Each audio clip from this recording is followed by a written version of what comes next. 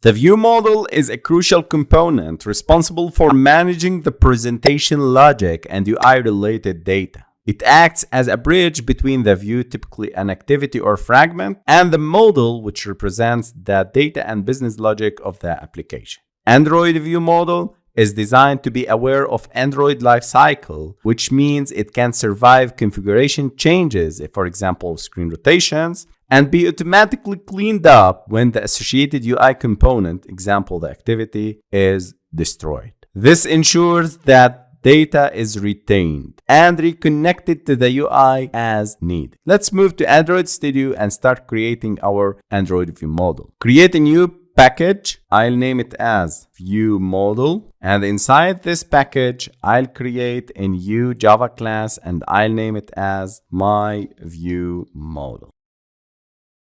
This class will extend from Android ViewModel. This is a specialized type of view models that is designed to work with Android specific components and to be aware of Android application context. By extending Android view model, you can take advantage of Android view model's lifecycle awareness and the application context, which is useful in situations when you need to perform tasks that are tied to the application's global context. This can be particularly helpful when working with system services, resources, or preferences that require access to the application context. And in this case, I need to work with the context. If we go back to the repository, I need to pass a context object here in the parameter if I need to call the Firebase anonymous authentication. So here I need to use the Android view model to access the context and pass it as an argument for the Firebase anonymous authentication method in the repository when calling it. I'll create a repository instance, and here Alt plus Enter to create the constructor, and I need to initialize the repository equals to new repository.